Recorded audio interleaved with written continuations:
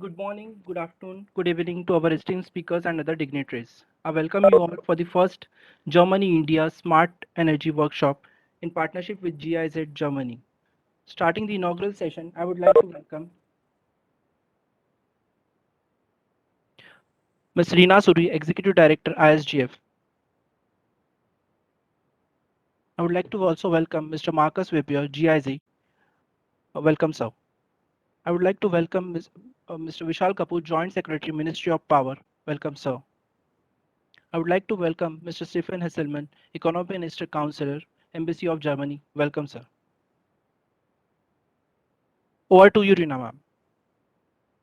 Thank you so much, Bhushan. And with that, let me extend a very warm welcome to all our esteemed dignitaries, speakers, and participants to the very first Germany-India Smart Grid workshop. And we are hosting this workshop today in partnership with the GIZ Germany. Thank you so much for joining us in starting our series, first of the series of the workshops together. Germany has been a pioneer in the energy transition, and where several groundbreaking initiatives were launched. With Germany's experience with rooftop solar, large wind farms, flexible operations of thermal plants, etc., are very relevant for India with an ambitious renewable energy target. So, without any further ado, I would like to first extend a big apology for the delay in starting the session, and would like to welcome all our participants and speakers and dignitaries once again. And please join me in welcoming our speakers for the inaugural session. Warm welcome to you, to our Joint Secretary, Ministry of Power, Shri Vishal Kapoorji, and Mr. Stephen Hesselman, Economic Minister, Counselor, Embassy of Germany, and with also Mr. Marcus Wibier, GIZ, for joining us today. And with that, I hand over the stage to Mr. Marcus Wibier for his introductory remarks and taking the session forward. I look forward to very insightful deliberations today and very long-lasting partnership between the Indian and German organizations. Thank you so much, and over to you, Marcus. Yeah, thanks a lot, Rina, and yeah, thanks a lot to ISGF for also making this workshop happen. And I'm very happy also to see Shri Vishal Kapoor also in the session, and that's a great honor. And also we have a lot of distinguished speakers, and despite the delay, we try to still keep all the most important information. We try to adhere to the time, but let's see how things proceed. Dr. Hesselman unfortunately had to leave by 3:30, so he had other obligations, and therefore I will just try to incorporate his message also in my introductory remarks. As you said, yes, this is indeed the first Indo-German workshop on this topic within the India Smart Utilities Week series, but of course it's not the first activity which we are doing with the government of India and the stakeholders in the sector. But we are most happy that India has come up with this RDSS scheme in order to revamp the distribution sector. I see this really as a very ambitious and very, very interesting and great plan. And we are most happy to somehow also see how we can dovetail our activities with that. And I think it's clear to everyone that the role and function of distribution utilities is undergoing a very dynamic change, and that the conventional business models and the conventional way to conduct the business cannot continue, and therefore everything is becoming more digital, becoming more smart, but of course also the consumer is also becoming more smart and more demanding, and therefore also the challenges to supply reliable and quality power supply are also increasing. And therefore, I think the topics which we have chosen for this particular workshop, they somehow try to put a spot on those challenges, starting from asset management, which is really a low-hanging fruit, because a lot can actually already be improved in asset management, and there are, let's say, also innovative approaches to it. Then with the operation and maintenance and the introduction of digital tools, and also with digital solutions here, of course, it's again a big challenge for the distribution companies, because it needs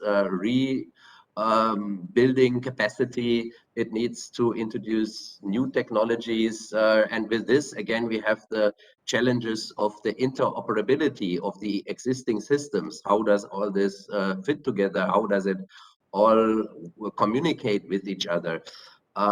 Then with this, we also get the challenge of cybersecurity, because all the great benefits that digital technologies bring, of course, have, let's say, also a backside. It makes it also more vulnerable, because everyone goes through the same communication networks, and this of course needs to be protected, as both for the distribution company to protect its assets, but also in the interest of protecting the consumer data and the consumer rights here. Then, of course, the 250 million smart meters, which are going to be rolled out in the next couple of years, that in itself also brings a great challenge for IT and OT integration. And so we really want to see that we highlight a few issues in that as well. And I think this actually means that distribution companies, if they can overcome these challenges, can also gain new businesses and can also offer new services to the customers. So this is, let's say, also a great opportunity. In Germany, the electricity distribution companies have taken that opportunity, and I think we will learn that also a bit from the presentation from Markus Merkel, from one of the big German distribution companies, EWE, that they are faring actually quite well with that. And we have then Accenture. They are working with us and the ministry right now on this IT OT solution integration. They're conducting a good study on this. So we will share some of the findings we have so far. Cybersecurity, we have here one of the, I would say, renowned companies in Germany working in that topic, and an expert in that field with Professor Sebastian Linov. We will get to hear some interesting findings also from Germany, some mistakes perhaps which have been made in the large rollout of solar rooftops, in particular with the inverters. So Dr. Eckhard Tröster from Energy Nautics, he will also shed some light on that. And then last but not least, we also have a very interesting presentation on agro PV, which comes from my colleague Tobias Winter. And that, of course, also is linked to future business of the distribution utilities to some extent. And so this is another challenge of the distribution sector. More and more new and renewable energy will be integrated into the grids, and electric mobility will also change the way how the grids need to be operated. So again, there are a lot of aspects, but they are all, let's say, addressably if everyone works together, and if we all somehow put our minds together in order to do that. So I leave it at that, and then give it back to, no, I think I'm the moderator, so then I think I should invite Shri Vishal Kapoor to make his opening remarks. Good afternoon, everyone, and thank you very much, ISGF and the German side for inviting me here. And as I speak here, I am taken back to the figures of 1947 when India got independent. We had only about 1.2 gigawatts of installed capacity. We've come a long way beyond that, reaching now 400 gigawatts of installed capacity. There was a time when we didn't have electricity access to villages. Universal household access was a dream which has now been realized. And thereafter, as any logical further step, we have now moved forward from those times into a time when we can uh, increasingly bring consumer into the focus. Quality and reliability of power supply is now of paramount importance, and so is the importance of increasing renewables in terms of India's nationally determined NDCs. There are a significant number of challenges that we envisage, and that's predominantly hinges on the financial sustainability front. AT&C losses at 20% in 1920, which is much higher than our peers, equivalent countries in the stage of development progress. In fact, significantly higher than the developed world. Host of other factors also have led to a situation wherein all the utilities today combined lose almost around 60 paisa per unit of for every unit of electricity served. Ultimately, all this boils down to various manifestations such as increasing GenCo dues, and these kind of things are basically often mixed up as liquidity issues, which they are not. Predominantly, they are liquidity, as well as the predominant problem lies in the solvency. Now, how do we solve them? There are two basic ways. One is the governance issues. We all know, a proper governance structure, corporate governance practices, changing business processes, establishing rules-based order, and other such things. But that's something that I'll not be touching today. The second most important thing is to allow technology to, to infiltrate into the system, make the system humanless, and try and look at various efficiency measures that the technology can bring in. IT and OT are converging today in a big way. The lines are between these two technologies are getting blurred. Asset management, a host of technologies are available which can help in improving the asset quality, asset life, and for example, let's say a drone-based mechanism. And these things are currently being used in the transmission side, but this needs to kind of percolate more into the distribution side. Second most important thing is that usage of data as IT and OT, like even in the revamped distribution scheme that we have launched, a lot of IT and OT interventions are envisaged, out of which a humongous amount of data will be created. Now, if we are not using this data to its benefit through suitable IT analysis, big data, and AI applications, we would not even be touching the tip of the iceberg that we want to, as a benefit. The ministry has been taking initiatives recognizing this basic fact, specifically on the use of artificial intelligence, and separately, for a complete distribution sector, what all data can be utilized. Smart meters is one big source. SCADA and other such IC applications are a source of major data. The second most important thing that we also recognize that platform-based approaches, which have come to fore in almost every sector in the country today, they have a minimal marginal cost of replication of information. Now, with this, if an innovation is put on a platform without any cost, all the stakeholders sitting in their places can kind of access that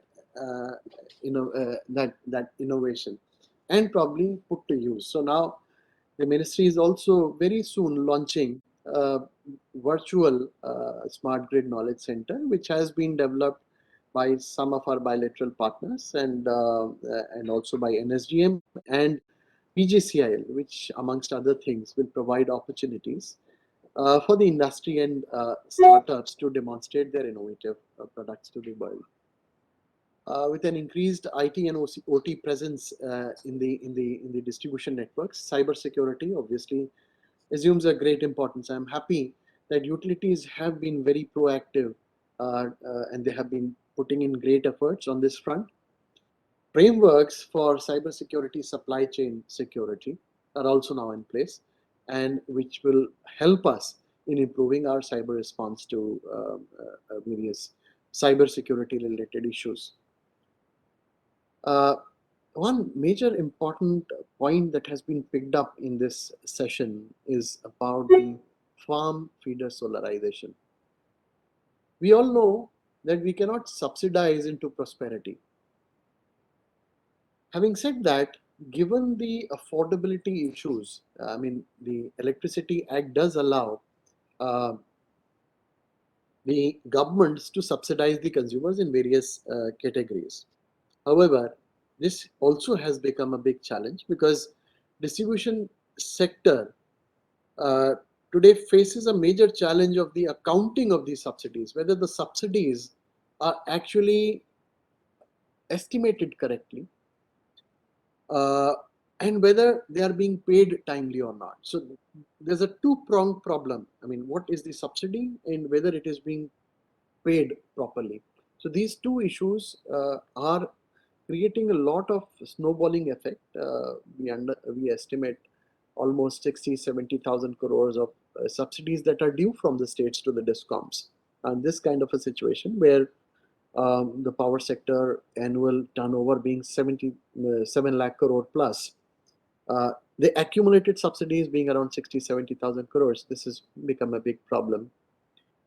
60-70% of these subsidies come from are ascribed to the farm sector, and a lakh and this 60 to 70% is out of a total estimation, which seems to be an underestimation as of today. It's around 1,20,000 crores worth of subsidies are paid every year, and what we believe is it's a significantly less amount. I think real amounts will be higher. How do you account these subsidies? So solarization of agricultural feeders is a very important idea that has gained traction over a period of time. We are bringing convergence between the Kusum scheme and as well as the RDSS of the Ministry of Power, wherein under RDSS we'll be separating the feeders, agricultural feeders, and under Kusum these feeders will be solarized. It's not only these feeders that will be solarized, but the other already segregated feeders that will also be solarized. The overall end game is solarization of almost around 88,000 feeders out of 2.76 lakh feeders in the country. This is a win-win solution. Right now, the subsidies are revenue subsidies, which are just being subsidized. It's not a very efficient mechanism. Now, this amount of money that is being given by the states as a part of revenue subsidies to the consumers, if this amount of money is plowed into a capex investment, which will not only create the snowball effect of investments, capital investments, but also provide avenues for jobs, also provide avenues for an improved economy, and also provide avenues for farmers or probably the extra generated energy at times can also be taken into the grid for almost free. So these this is a very good and win-win solution. We have been having very intense discussions with all the states in this regard and we have identified almost around 13 states which predominantly make up more than 95% of the agricultural energy that is being consumed in the country. These 13 states will be targeted under the RDSS and Kusum scheme converging together. Indo-German energy agreements, a lot of work has been done in the energy efficiency space. But recently, at least in the last 5-7 years that I have seen, Somehow, in the distribution sector, a direct interaction was not happening. And thanks to the thought leadership of the German side, Marcus in particular, who has been relentlessly pushing this engagement with all this, today we now stand at a situation that we have signed our implementation agreements on distribution sector. The German side is known for its technological prowess. They are supporting us, the CEA, and also the some states wherein the distribution sector, which is one of the most important and, if I may say so, which faces the maximum number of challenges in the country today, will definitely benefit from the German assistance. I would like to express my thanks to the German side, and I hope that we'll be able to take this engagement forward in a very good manner. In change management, building narratives is extremely important. And the narrative of important things, it is very difficult for the narrative to develop for an efficient solution. Even if it is solution, we have known that there have been very good technologies, very good initiatives, which have not been able um, to be socialized or democratized, or which could not be implemented just because the narrative was not right. We have several examples. LCD televisions, uh, brought in the 1990s, they did not find a space in the market till the first decade of 2000s, for simple reasons of ineffective narrative building, and obviously some other reasons as well. uh, it is these events, such as what is being done by ISGF. I'm not talking only about this session, but also about the all the other sessions that are happening. A dialogue uh, gets uh, gets germinated. It starts kind of getting socialized amongst people, and this is how things work. We have been trying to um, further the cause of smart meters for the last few years now, starting in 2013 in a small way. Now we are at a stage where the narrative about smart meters is almost socialized across everyone, and there is very little opposition to the smart metering. It has taken us time, and this is why, and these kind of narratives keep on building up only through such kind of events.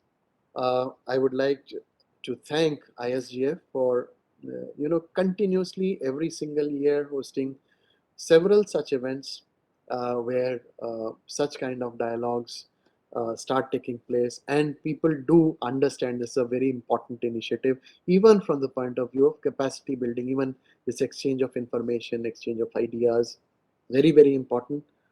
I'm happy that all the broad-based things that I touched upon when I spoke have been included for deliberations in this session.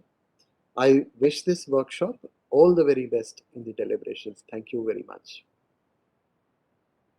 Yeah, thank you so much, Vishal. And yes, indeed, we are most happy to further work with you, the ministry, on those topics, as well as with DISCOMs. I can see actually we have a lot of participants. Also, for example, APDCL and other DISCOM participants are there.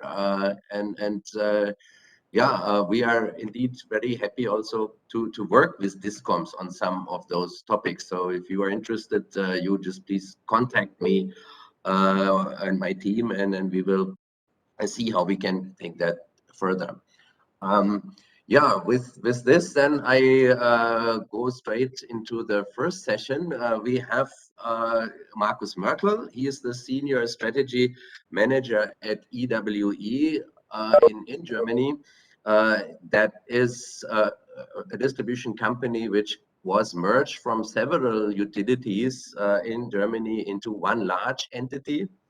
And Marcus has extreme experience in many of the working groups dealing with such issues. For example, the working group on intelligent networks and metering. He is an expert in asset management, and he is also willing to come to India for some specific short-term assignments whenever we would need him. And I'm happy to have him here today. And Marcus, you have the floor. As we are a little bit delayed, I hope we can keep it a little bit shorter than the original 40 minutes planned, so that we also have some time for the Q&A. Marcus, the floor is yours. Thank you very much, Marcus. So it's really a pleasure for me to be here. So what you probably missed out, Marcus, is that I worked as well with the European Commission on smart grids for almost 10 years in the Smart Grid Task Force of the European Union. This was a honorary post, and the EWE group is very innovative with regard to cut or decarbonizing the whole energy system. So our group, let's say, plans to decarbonize until 2035 our whole demand. And the current situation, most of you know, especially with regard to Ukraine, makes me a little bit sad at the moment. So because the issue here is that, of course, security of supply comes under danger. Many questions are rising up. For example, in our group, about 50 people are currently working on emergency plans, which we have not thought, let's say, some weeks before that this could happen, that we need to look up these old plans from, I would say, ancient times. Okay, but my presentation is on asset management. I cannot see the presentation currently.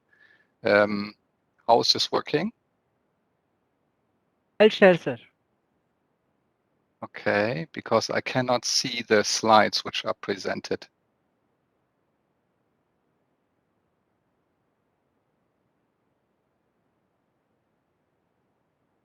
Okay, perfect. So asset management and distribution network. So EWE is number 5 in the German market, but with regard to let's say comparison to India, we of course are small. Nevertheless, our network spans, I think, the German networks in total span 10 times around the world when you look on the power distribution network, and therefore you see that, of course, assets are important for distribution, for transmission of the power towards the customer. Mr. Kapoor rightly said that metering, smart metering, is something very important. Of course, this probably as well could be a grid asset, could be as well a market asset, so of the sales area. But I think what's really important is that's the digitization of the customer interface. I'm now more focusing on the distribution, so on the discoms, like they are named in India. In Germany, we call them, or in Europe, DSOs, so distribution system operator, in comparison to the TSO, transmission system operator. So the power sector challenges, please, next slide. There's a long-term evolution of power systems towards digital utilities. You can see here the journey, let's say, starting in the 19th and going to the 21st centuries, where we then need to cope with lots of decentralization activities. But nevertheless, our roots are decentralized. So in our, let's say, DNA of each company, of course, we have as well this decentralized, let's say, DNA. We move within, let's say, this transition in the 21st century more and more from, let's say, hierarchies, so top-down, to networks and network societies. So the whole thing gets distributed. And can you please move forward?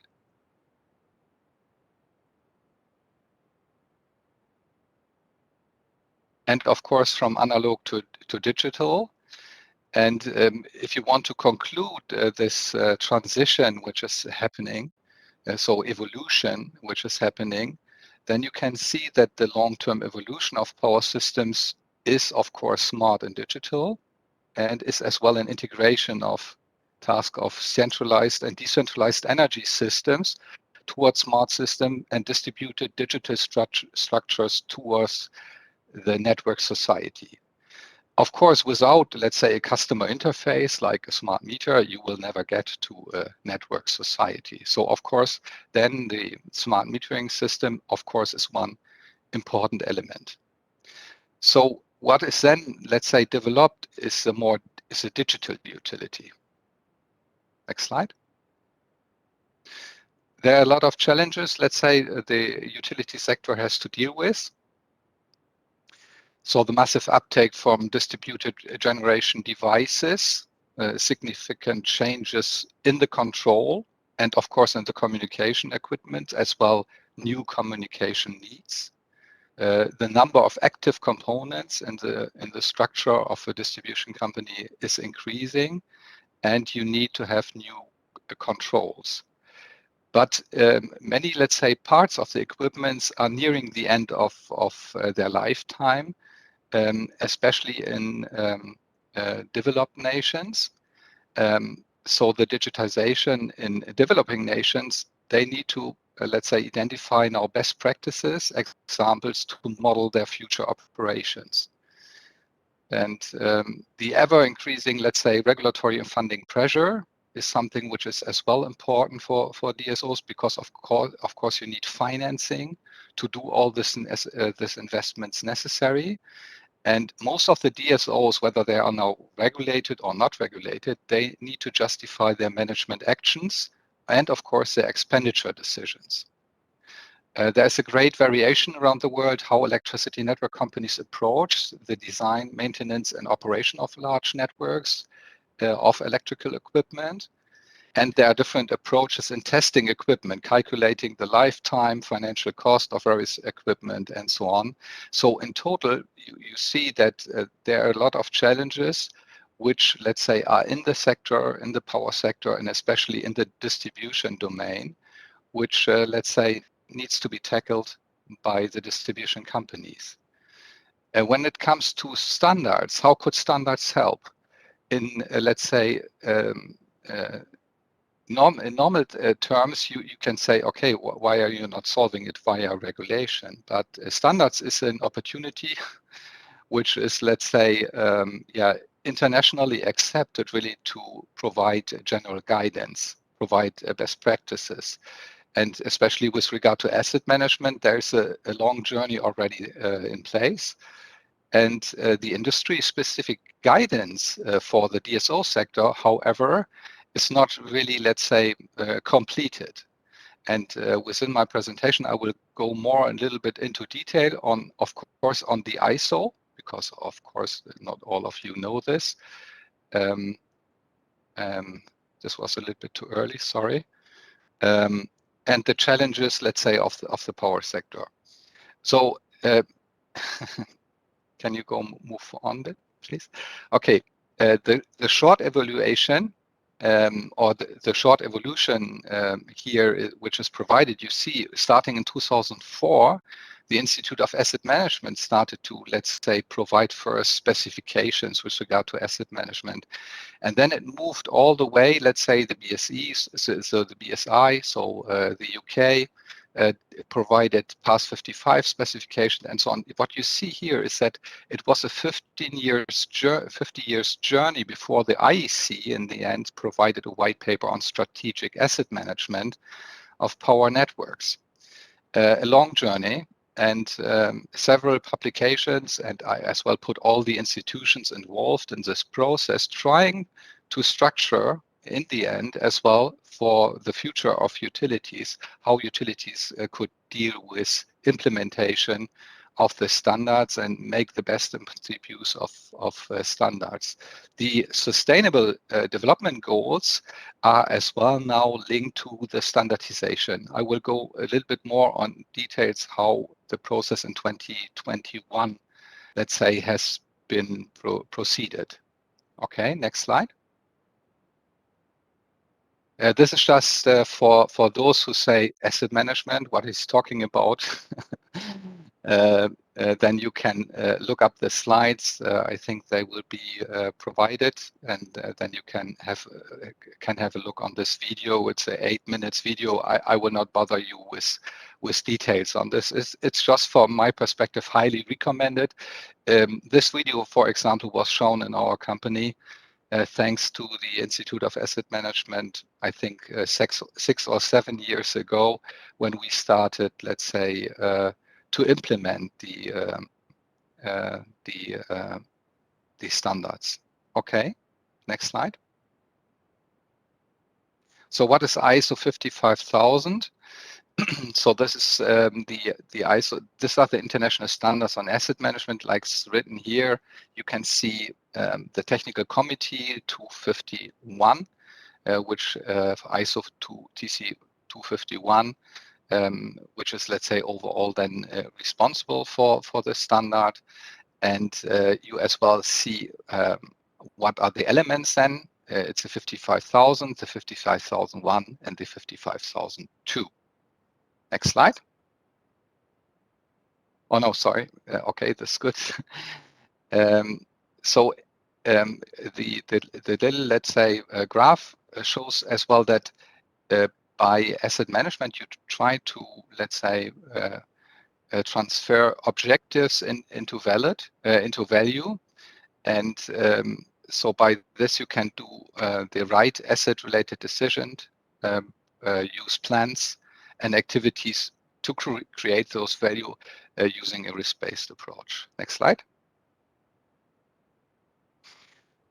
So if you're now under your way to implement such kind of ISO standard, then here ISO provides as well an implementation plan. I will as well here not go into the details, just let's say the blue, these are major deliverables in the implementation.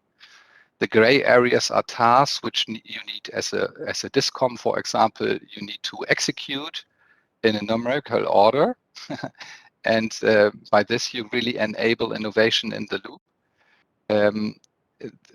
What we learned from our implementation is that the first important step to define the asset portfolio of the DSO is the most important, and to classify your assets. Here's as well the asset classification we use. Can you go back, please? And note 2, what you need as well is the assessment of available data in the GIS and the existence of maintenance plans. There you can see as well a layer graph from our SCADA system. Next slide. So as I mentioned already, the IEC white paper, just for your information, what's the content of such kind of paper. You can see in the section 4, for example, how you have to do the risk assessment and the prioritization. And for example, as well, conclusions, recommendations, and as well how to, let's say, do the asset management matrix. Next slide. Giving you now the example how we have transferred, let's say, the ISO 55000 into our, let's say, DSO perspective. You see on the left side the graph where the asset management strategy and plan it and asset management decision making is taking place, let's say, in a kind of illustration, utilizing the input from the organizational strategic plan and asset knowledge systems. And then there's a life cycle, let's say, life cycle process in the middle, this blue circle. And we have transferred it, let's say, in a more corporate-like, let's say, cycle. This is how we implemented it. I will as well here not go into the details. Of course, what you need to have to do so is you need to have maintenance plans. And as well here is illustrated how maintenance plans can be done, what needs to be in it. Next slide. Oh, no, sorry. Can you go back, please? Yeah, for those companies who are, let's say, unbundled in a regulatory scheme, for example, you can as well see if you need to separate network service and network management, then you will as well see in the loop how we have differentiated here the responsibilities of different, let's say, areas of our business. Next slide. So this technology cycle you can as well, let's say, then combine with, let's say, a value and risk oriented asset management, which is foreseen in the standardization and the further standardization. Here you can see, of course, you need at least some documents, plans down, but as well up, you need the stakeholder demand, so the stakeholder expectation with regard to your assets.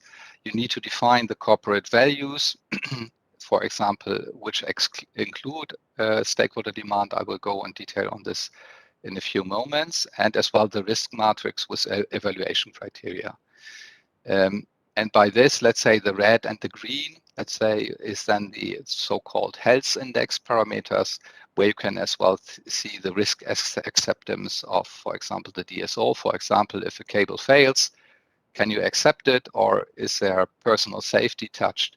That's a decision up to you, but I would say, okay, personal safety is always red.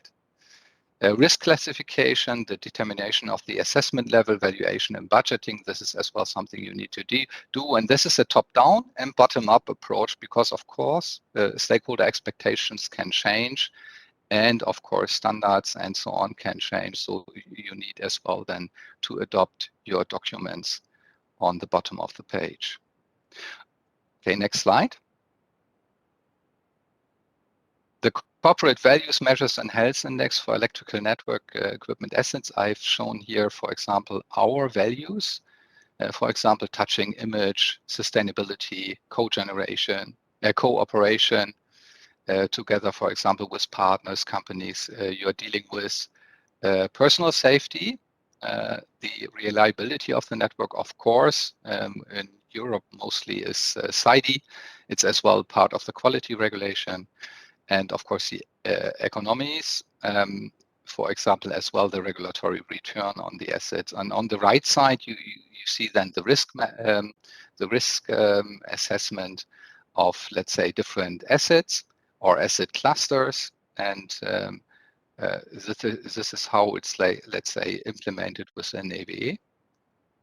Can you move one further? Because then you see how, yeah, here you can see, for example, how personal safety, for example, is dealt, or the next one is, for example, on cooperation, partner satisfaction.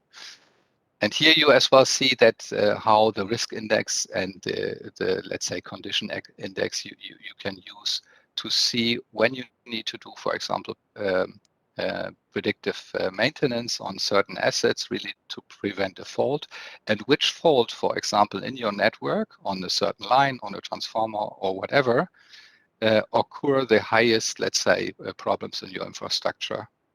Next slide. This is a kind of dashboard when we started in 2016 with the implementation. Let's say this was, let's say, how this looked like. In the very beginning, of course, there's now 7 years of, let's say, changes. Probably I need to update this slide, but I think in a simplified way, this dashboard utilizing GIS and provide financial maintenance and task information is what you need then really to be under full control of your network. Next slide.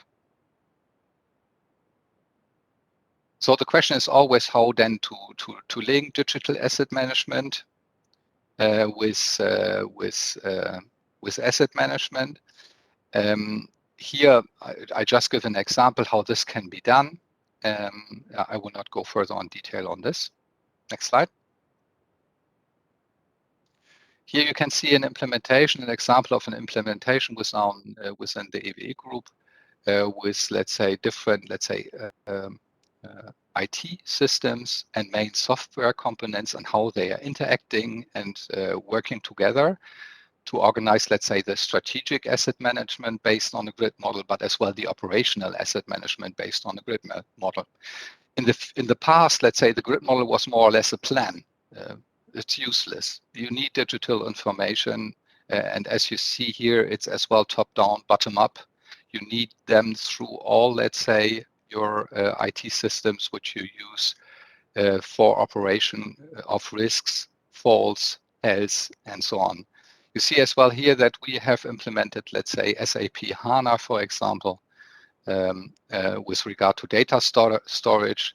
And the relation, let's say, to digital asset management is shown in the right graph, the blue one, where you then can as well see the different, let's say, domains, at least, of the digital asset management we use. Next slide. Yeah, outlook. So, and then I as well can conclude that these, as I said, ISO 55000 standards with regard to the ICTC 123, there's a lot of, let's say, work going on and is concluded now.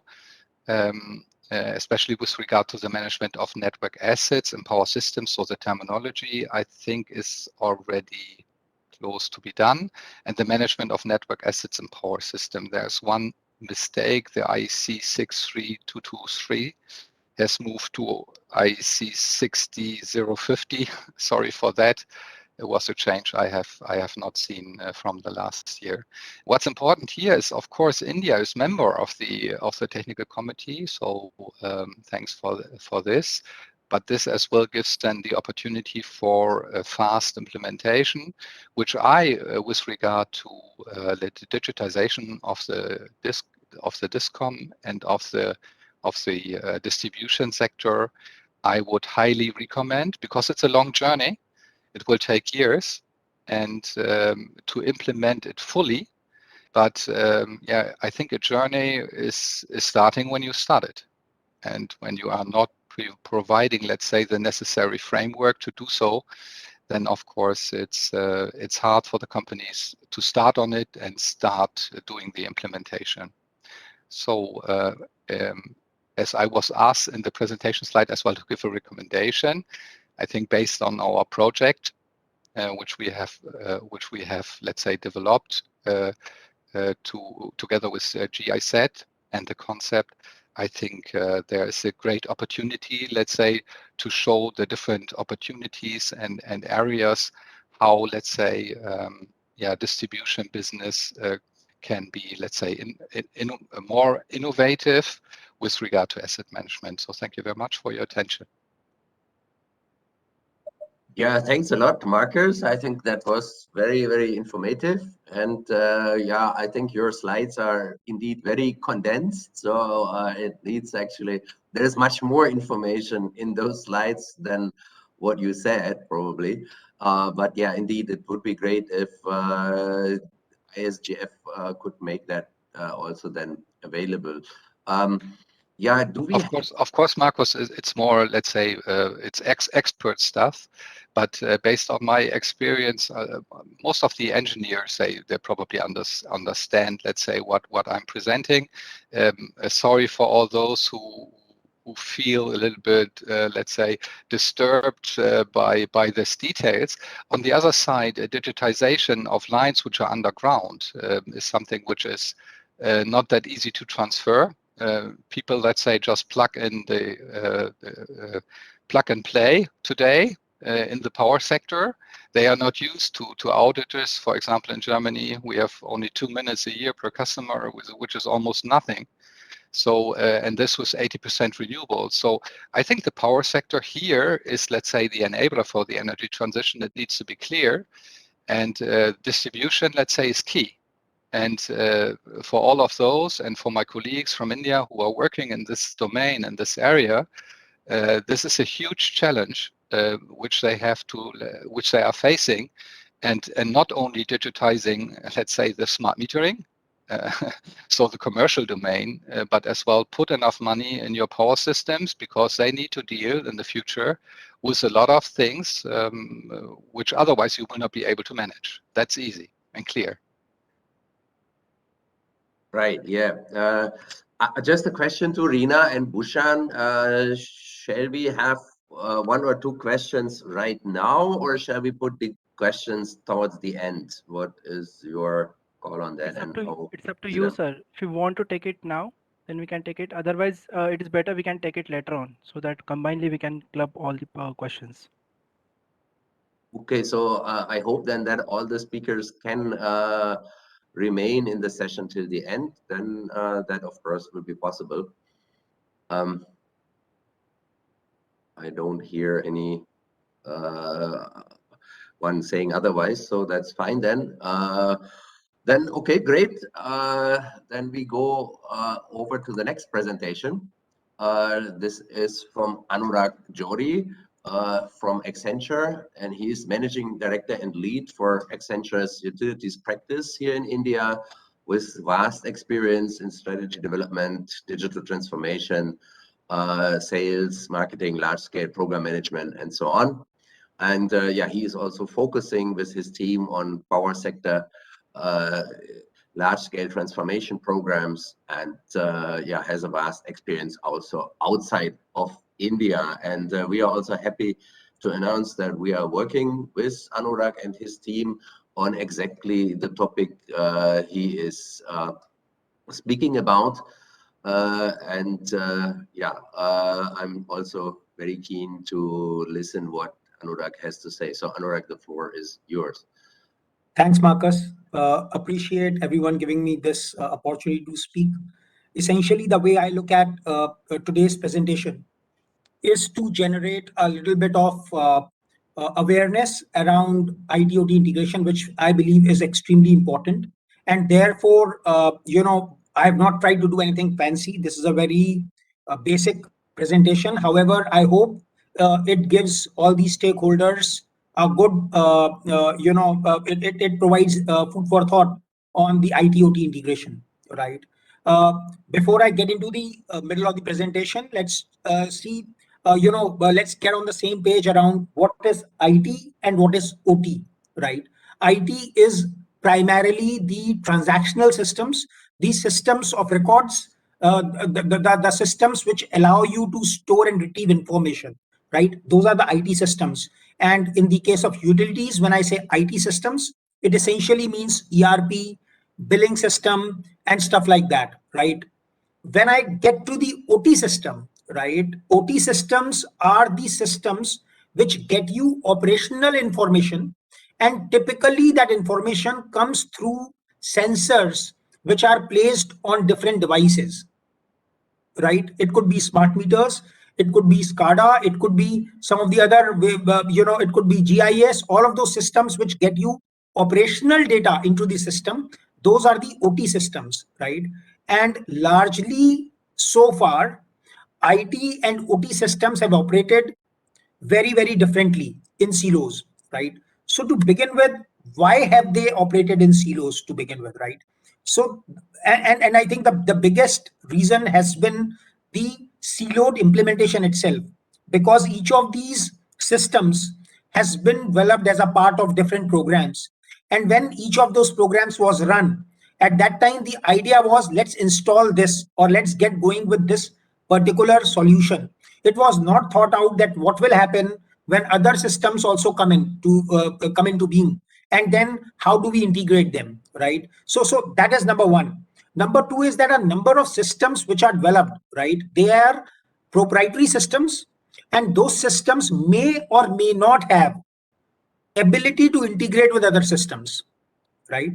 The third is that there has been a lack of standards for integration between IT and OT systems. And finally, what has also happened is that, sorry, I just, yeah. And then there has been a lack of field infrastructure to actually create or get or generate the OT side information. So now as we go along, what we are seeing is that there are increasingly more smart meters in India. There are increasingly more and more IoT devices which are getting into the field. However, previously those things were lagging, and hence, IT/OT integration did not receive its due share, if you like, of attention. However, given that now is the time when IT/OT integration needs to be taken into account and it should be looked at seriously, therefore, under the program of energy transition in India with DISCOMs or the distribution companies, GIZ has actually come out with our engagement wherein Accenture is working with GIZ, and we are trying to look at what can be the right kind of roadmap for the IT/OT integration for the Indian DISCOMs. And the idea is to identify what are the challenges, how can we find the right integration solutions, because there could be multiple options for that. And finally, how different kinds of utilities, what kind of roadmap they need to follow to be able to get there. We have been into this program for about 2 months. So therefore, we are yet to get into the final deliverables or the final recommendations. However, based on some of our learnings, we will just talk about the key drivers today. We'll also talk about, what are the kind of things we need to do, and then a very simplistic rendition of what IT/OT integration in an Indian DISCOM should look like. Right? Those are the just 3 slides which I'll present today after this. So essentially, okay, till now we haven't got into IT/OT integration. So why now? What's the burning platform, right? In our view, there are 4 key drivers which are kind of making. Sorry, is someone saying something? Okay. So there are 4 key drivers to IT/OT integration in our view. The first one is the government's mandate towards 24/7 reliable power supply, with initiatives or laws like the Electricity Consumer Act, because what it is doing is it is telling the utilities that you have to give SLAs in a time bound manner. What does that mean? That essentially means that the utilities need to automate how they operate. They need to bring, they need the systems to talk to each other so that issues can be resolved in a faster manner. So I think that is number 1. Number 2, as we are all aware, the DISCOMs have had the maximum pressure on reducing costs, because they are anyways, there is a ACS ARR gap which is already there, and then increasing the tariffs is again something which is a very difficult task. So therefore, reduction in costs is extremely important, and one of the ways in which operational efficiencies can be enhanced while reducing the cost of delivery is by bringing in the systems together and reducing the manual interventions. The third is around the grid complexity, which is coming up because of the DER integration, the RE revolution which is happening in India. There are people who used to be only consumers, now they are becoming prosumers, or producers and consumers. All of it, what it is doing is, it is increasing the grid complexity to a level where manual interventions will not help. And again, the systems will need to talk. And finally, digitization is happening. So essentially, the government is putting in a lot of money through schemes like RDSS and other schemes to bring in more and more applications into the utility domain. And again, if we want to get the synergies and the multiplier impact of all of these technologies together, the way forward has to be integration. Otherwise, they continue to operate in silos. I think what you should also appreciate is that each of these 4 drivers, as I call them, is also quite intertwined and interlinked, right? So in a way, digitization also needs to happen because of 1, 2, and 3, right? And digitization in itself is also driving the need towards IT/OT integration. So these are 4 very, very fundamental, strong, and I think paradigm shifting drivers which are leading towards the need for IT/OT integration. So, okay, we have established the need for IT/OT integration. So what do we need to be able to do that? How can we facilitate IT/OT integration? Again, in our view, there are 5 things which are required to be able to get to a level wherein IT/OT integration can be enabled. The first one is the availability of infrastructure, right? As I said in the beginning, the availability of infrastructure is absolutely required if we first of all want to get the OT data in the first place. And unless we have the right amount of data, there is no point integrating it. So therefore, the availability of smart meters, the availability of field devices, sensors for assets, all of those things are required, right? The second is around having the right kind of standards and protocols for integration. And we firmly believe that while there is no need to kind of try and re-innovate if there are things available. However, we believe that we may need Indian standards, and therefore the requirement is how we can look at the right international standards, either get them to India as they are, or wherever required, tailor them to Indian requirements, right? So infrastructure, standards. The third thing is around the establishment of a trusted data layer, which is again very important. That data layer has to be easily integratable. It has to have a storage flexibility. And increasingly, while I would not want to be prescriptive on the technology, but increasingly it looks like that it has to be cloud-based. Right? So once these three ingredients are there, the fourth ingredient you need is cybersecurity. Maybe you can do IT/OT integration even without security. However, what cybersecurity does is it helps you in ensuring that IT/OT integration does not earn a bad name, or it doesn't happen that through IT/OT integration we make our systems more vulnerable.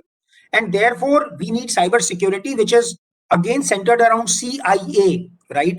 Confidentiality, integrity, and accessibility, right? So those three things are important. And finally, in my view, the most important, because while you could have all four of these, but if the fifth one, which is use cases for IT/OT integration, are not there, nothing will happen. Because at the end of the day, utilities are a running business, and IT/OT integration has to be a means towards an end rather than an end in itself. And therefore, identification of the right use cases, which will allow utilities to do the work, to do their job in the right manner, to serve the consumers in the right manner, to lower down their operational costs. Those must be identified so that utilities have a clear-cut mandate as well as motivation to be able to get into IT/OT integration. On that note, I'll go to a very simplistic rendition of what IT/OT integration may mean for Indian discoms. I have kept it very simple so that there is a definite takeaway for everyone. As I said in the beginning, idea is more to advertise and raise thoughts within the stakeholders around IT/OT integration. So essentially, what you see on this figure is, on the left hand side you have got the IT systems, on the right hand side you have got the OT systems, right?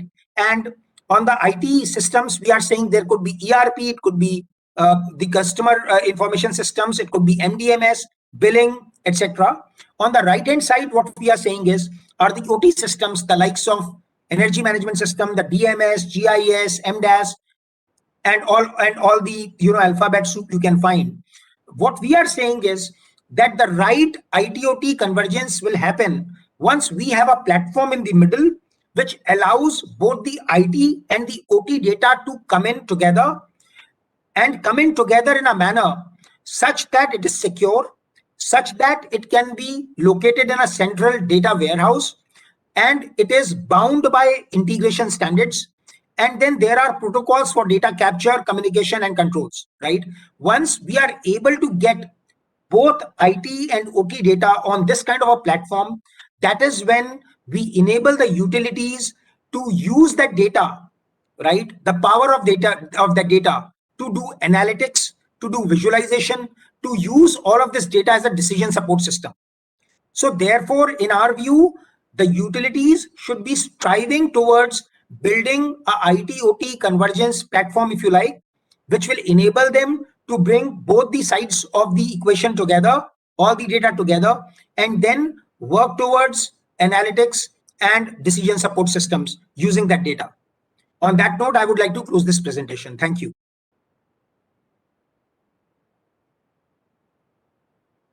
Yeah, thanks a lot. And I think your last slide showing the convergence of IT, OT, I think that is really something everyone should have as a takeaway. And I think that is really the vision and view we need to have, and the understanding with whatever we are doing in the sector, that finally everything needs to also lead to that. You also mentioned that cybersecurity is extremely important in this, and therefore I'm also happy to announce the next speaker we have, Professor Sebastian Linov. He is a professor for energy informatics from the University of Oldenburg, but he is also the managing director of an offspring of the university, which is called Office Institute for Information Technology.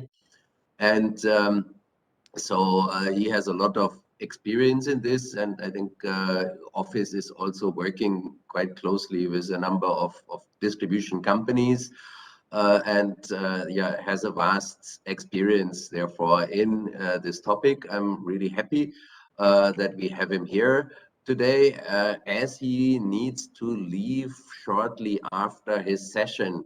I would then say we make an exemption. If anyone has a question to Professor Linov, should bring that question then immediately after his presentation, so we don't wait until the end of session 3 for that. Sebastian, the floor is yours.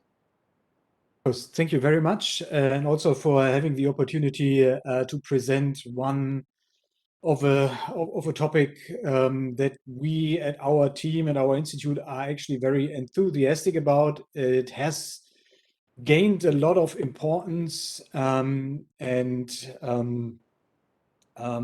is becoming more important for distribution utilities on this process of becoming more and more digitalized. I'm especially also grateful for Mr. Yori mentioning this IT-OT integration perspective, which is a huge impact and motivator for my presentation that I'm going to give right now. Next slide, please. Yeah, so digital distribution utilities, we are talking about a transformation from a classic, less distributed, more analog, more classically run and organized energy supply system. Markus Merkel in his presentation showed that perspective and also mentioned the historic transition towards the system that we are facing today. And there are many opportunities in this context stemming from decentralization, which creates a more integrated data exchange between the system of different actors, which we actively want to engage and integrate in the operation of our energy system. Of course, with the idea to leverage new business models to introduce new revenue streams for investing into the sustainability of our system. Digitalization in this perspective is a key turning point because it shifts the focus from the energy as the key asset to data as a key asset and a core engine of our business. And in general, introducing this data-based value creation process. These opportunities often also come with challenges. Next slide, please. That mainly result from this change and this growing of the complexity of our system. So we see many smaller plants in itself, not all too critical, but since we are integrating them into a common and joint operation system, becoming system critical as a whole, and thus need to be operated and maintained at a very mature level without we would actually have the threat of threatening the stability and the power quality that we actually want and demand of our energy system. We see competition and new business models, which is, as I mentioned, a good thing that we have, but still we're running a safety critical system here. The energy system needs to work. And in general, if we have conflicts and competing interests, and competition always means that we have conflicting interests here, is actually something that might be detrimental and at least needs a special way of bounding potential speaks and imbalances dynamics that might originate from this one. We see digitalization trends and IT-OT convergence has just been stressed by Mr. Yuri in his presentation right now. And in general, we see a higher complexity of the hardware and software involved. We are nowadays talking about AI-based forecast and operation. We are talking about blockchain-based organization of contracts and whatsoever. So high complexity of the software system itself, making it harder to a priori make sure that the system, when put in operation, is actually behaving the way that we wanted. And last but not least, and actually the focus of my presentation, is of course that increased threat of cyber security incidents. So the increase of vulnerabilities against these cyber attacks. We see a lot of regulation and incentives put into place to actually take precaution actions, implement these standards that are available, and the best practices that we know work with or against cybersecurity threats, but in the end and ultimately with energy systems and IT/OT plays a huge impact on this vastly stretching automation systems. We cannot actually make sure that cyber incidents are not going to happen, or can actually protect the system fully against these kinds of phenomena and attacks, which means that we have to work with awareness and the culture of dealing with these cyber incidents to make sure that, or while we cannot make sure that it cannot happen, make sure that the impact and the resulting effect that these cyber attacks might have are not the worst case scenarios resulting in blackouts and the destruction of equipment. Next slide, please. That this is actually an ongoing threat that needs to be taken seriously, and not something that is of academic interest and maybe something like science fiction, is actually shown here. So that is a non-exhaustive, incomplete list of well-documented and quite popular attacks on European power systems. Here, starting on this slide with the infamous attack on the Ukrainian power system in 2015, these days gaining a lot of attention because we're also seeing a lot of cyber attacks taking place right now as we speak in these unfortunate times that we currently have there. But honestly, that the attack on these power systems have started way before 2015, but since 2015, because it was a very visible attack on an infrastructure that is actually to par and on the level of in the energy system automation and asset park that modern industrialized utilities have globally implemented worldwide, meaning that it could not just have happened in Ukraine, but it could actually happen everywhere, has gained a lot of attention in the media. So we see this subsequent documentation of incidents. In 2016, we have detected a lot of or significant malware code in the automation systems of power plants, nuclear power plants. And subsequently, we saw that these attacks, and especially ransomware attacks on utilities and IT infrastructures, have been becoming more and more frequent. And these are incidents, again, which will happen, eventually might also happen to you as a utility, as a network operator, as a discom. And the thing that you can only do is not prevent or build and strengthen your system such that it cannot happen. It will happen and it can happen, but basically train your people, train your crew, take the precautionary measures that once this happens, you can mitigate such a cyber incident in due time and be able to recover from such an incident. Next slide, please.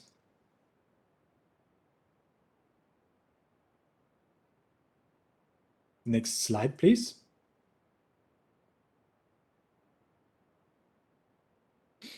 So the question is, what are the main threats when we look at, now one slide back, please.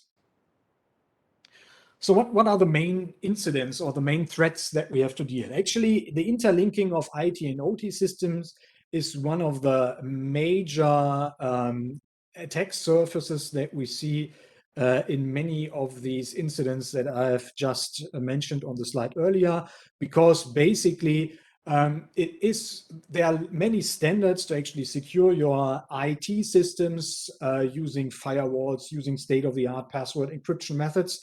But once you bridge the system gap and interlink it with your OT systems, and to recap, your OT system is basically your automation systems, your communication into the field, the sensoring, the measurements you take from transformers or distributed far away systems in your network.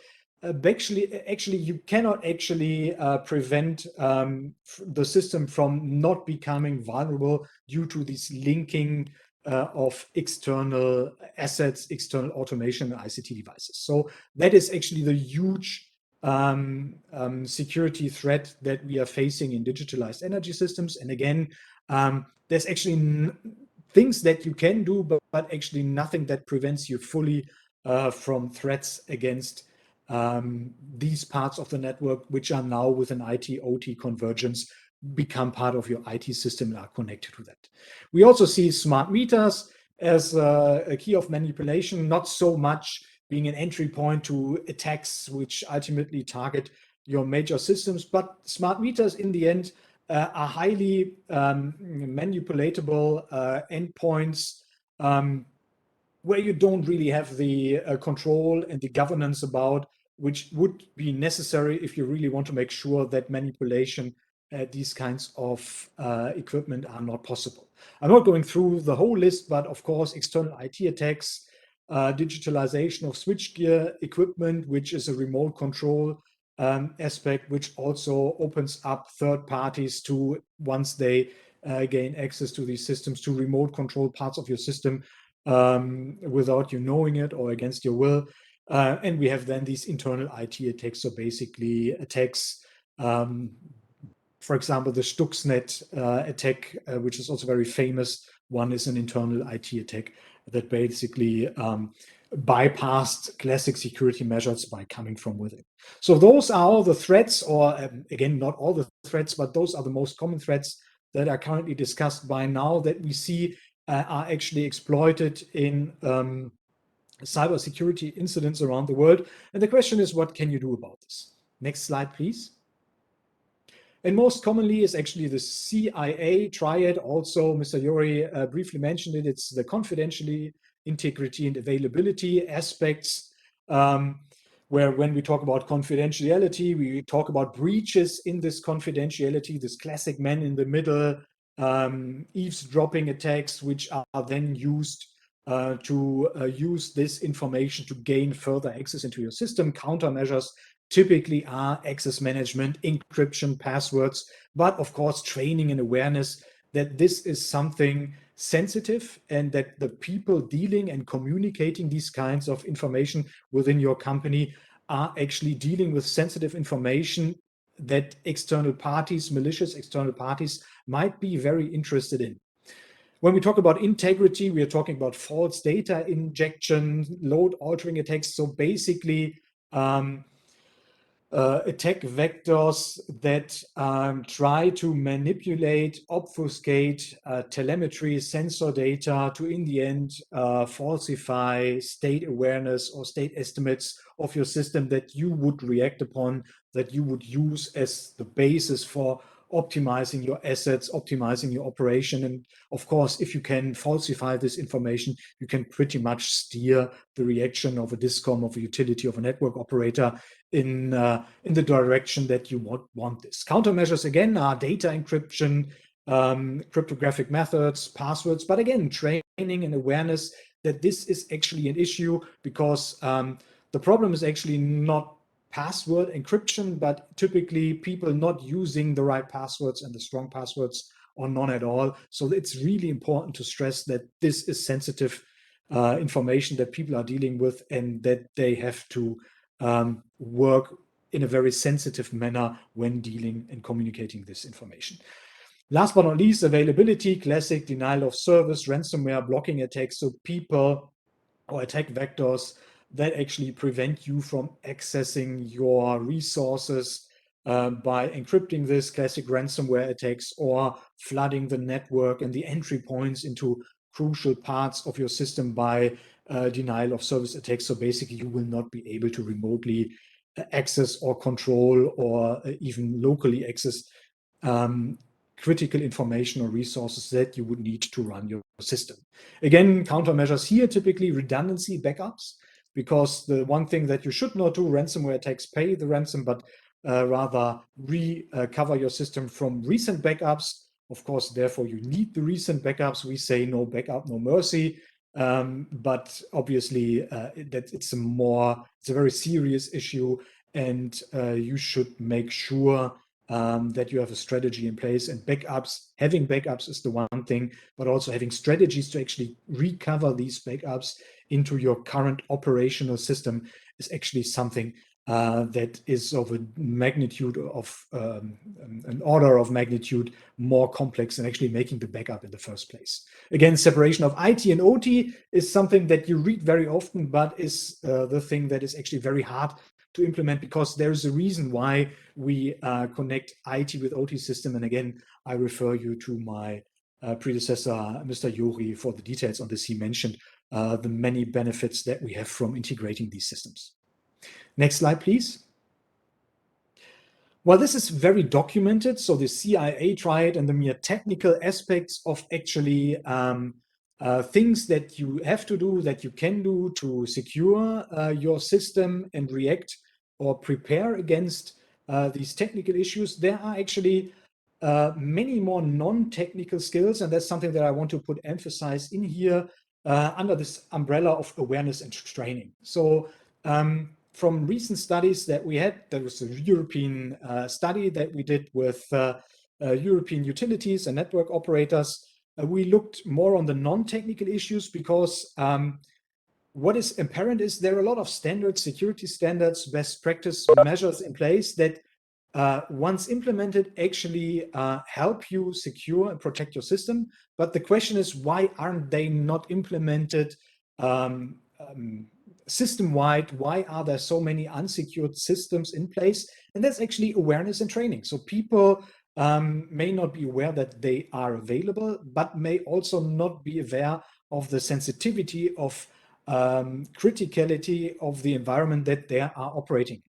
And so the question is, why is this lacking in training and education? And the thing is that it's if we look at the existing training material on the cybersecurity, especially in the energy domain, it's clear that the technical issue and the technical aspect is much more exciting at the first place. So you can get students, your engineers, and whatever, much more engaged in training material, in lectures, and so on, when you talk about attacks and technical issues, whereas security is very often about documentation of processes, regulations, standards, legal law, data protection, and of course not as applicable and not as fast implementable as we do tools, we implement measures against online and live hacking. So it's a lot of prevention and awareness, and this is something that is not really there, but it's actually, I would say, currently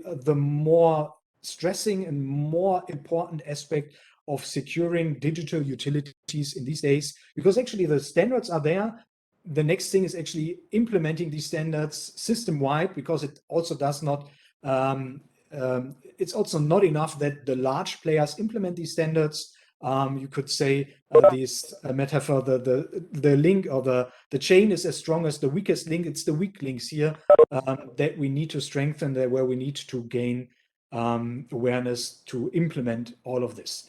And these are the non-technical issues, and that's basically the key point I want to stress here. Next slide, please. So takeaways, recommendations. Cyber vulnerabilities have risen significantly in the power systems for various reasons: complexity, IT-OT conversions, new IT technologies, AI, and basically tools and methods from the IT domain that we really want to integrate and implement in our power systems, but are actually not of that maturity level that we are used to and expect to in the power system domain. So typically in power systems, when we talk about assets and transformers and power electronics, we are talking about devices and systems that have actually matured and are proven to work, I would say, for at least 2 decades. We know how they are working. If we are looking at modern machine learning by libraries and methods that we're currently introducing in the power systems, we are talking about approaches that may be only 2 years old, and we are talking about software which needs to be regularly updated and patched. So it's a significantly lower maturity level, and thus increases the threat for these cybersecurity incidents and in general IT and software-based vulnerabilities to our systems significantly. There's a high demand for now workforces that deal with these things and are able to assess not just the technical vulnerability, but also the non-technical vulnerabilities. So who are the people working with this information? What are the sensitive divisions in a discom, in a utility company that actually need to be trained and need to be made aware of the sensitivity and the criticality that they are dealing with. And there is a lot of cross-functional collaboration necessary to gain this awareness. And one of the anecdotes that I like to point out at this, there was a workshop with a discom last year where we was a multi-day workshop, and we came there and we were asked to basically, we had some presentations there with USB stick that we wanted to plug in there and get the presentation going, and we were asked to give us the USB stick first. We have to scan it for viruses and so on and so forth. And that was actually very good because it's the classic standard. You should not interact and interface anything externally with your internal system without making sure that it is clean first. But on the second day, I came into the company, I took the USB stick and was prepared to undergo this procedure again. And then the person that asked me yesterday, the day before, to actually do this, says, why should I do this? I did this yesterday, so it's clean. Why not? And this is obviously a lack of awareness that obviously some processes have to be repetitive, and scanning a USB stick once is obviously not enough if you take him back home at the end of the day and bring him back to the company the next day. So it needs to be done again and again, and that's just one example of awareness, sensitivity, of actually applying these standards right. So following the processes and the best practices that are actually connected with these kinds of standards and processes that are there for a reason, to make sure that these cyber incidents are not prevented entirely, but are mitigated and are at least made less frequent. Yeah, last slide, or next slide, please. I referenced a lot of external material today. Again, I expect that these slides will be made available later. So this is just the list of reports that I was referring to, the projects that I was referring to. If you're interested in this, you will find all the necessary references here. Next slide, please.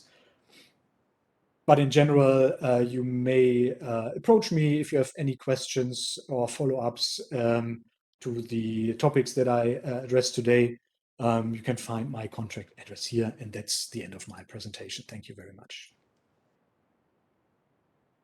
Yeah, thank you very much, Sebastian. Indeed, very good presentation. And as mentioned before, as Professor Linov has to leave shortly, if there are any questions, please raise it now. Bhushan, Reena, I cannot see the till now there are no questions from the participants. And one more thing, I would request all the esteemed speaker to kindly turn on their camera so that we can take a group photographs. As Mr. Sebastian is leaving the session. Right, then. I please request all the participants to kindly turn on their camera so that we can have a group photograph. Just to let you know, yeah, these, you are meaning the participants on the dais, all the esteemed speakers yeah, of the session. in total we have more than 100 participants, so we just can't see them from this panel. All the esteemed speakers, sir. Mr. Marcus Muckle.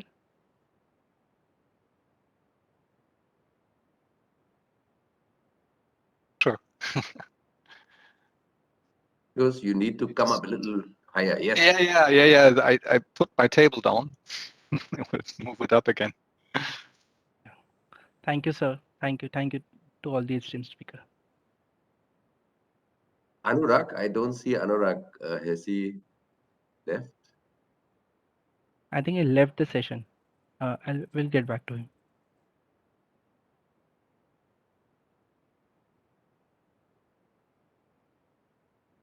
Thank you all. Thank you. All right. Yeah.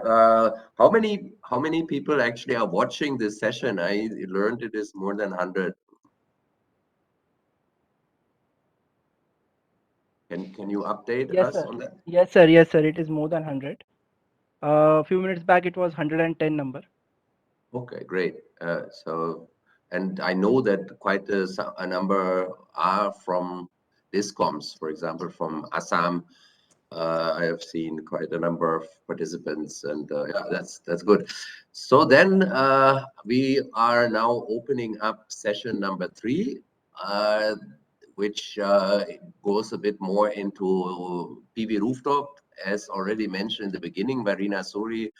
And as most of you know, Germany is leading in rooftop PV installations. There are, I think, now more than 1.7 million PV rooftop installations in Germany. And this is quite an achievement, but yes, it also poses some challenges to the grid operators. And Dr. Eckhard Tröster from Energy Nautics, he is the managing director in Energy Nautics, one of the two, and he has also vast experience in grid integration of renewables, decentralized generation, and works in many projects in and out of Europe, US, Southeast Asia, India. He has been many times to India, Bangladesh, and so on.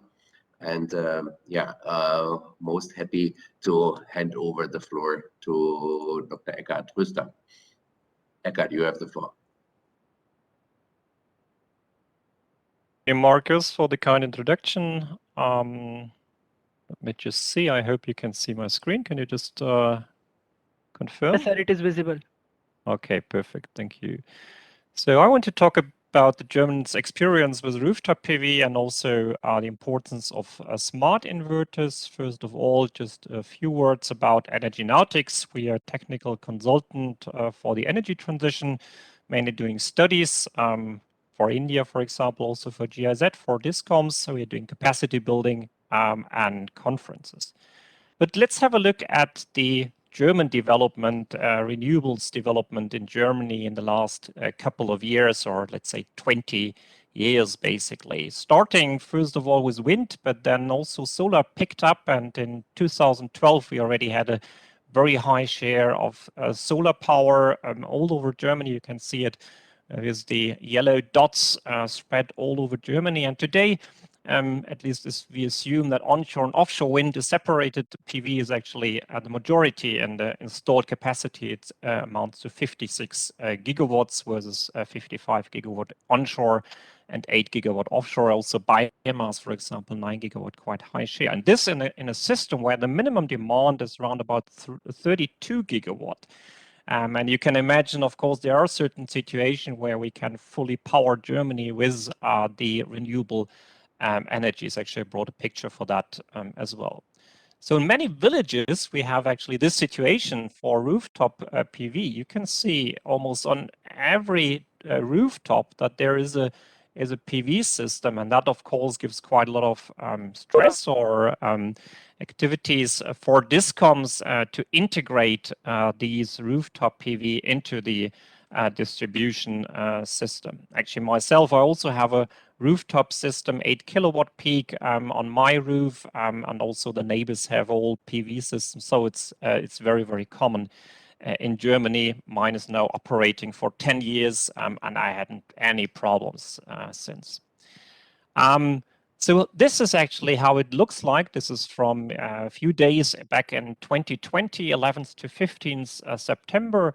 What you can see here is 5 days with different generation patterns in Germany.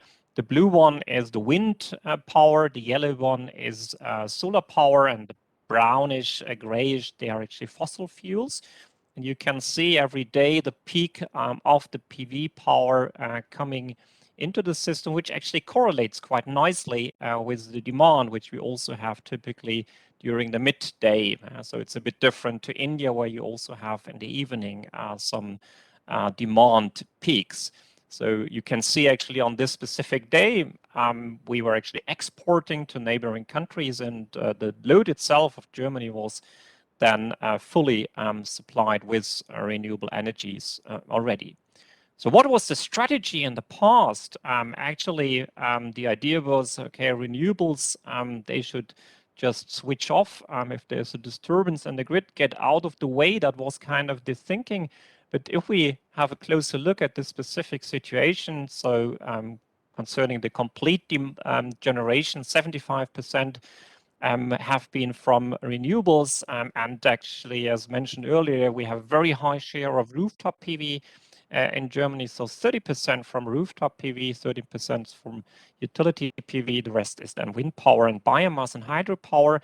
And you can imagine that maybe this getting out of the way is not a very good idea, because if the majority, as we can see here, is actually coming from renewables, and you would then just switch them off, then you will definitely get some problems. And that's basically what we also seen in Germany in 2010-11, when already there was a very high share of solar power in the system, around about 13 gigawatts, 13 gigawatts, and they were actually set in a way that they would switch off if the frequency in the system would surpass 50.2 hertz, so 200 millihertz basically above nominal, which was considered, or is still considered, to be an abnormal situation. And then just, the idea was to switch off.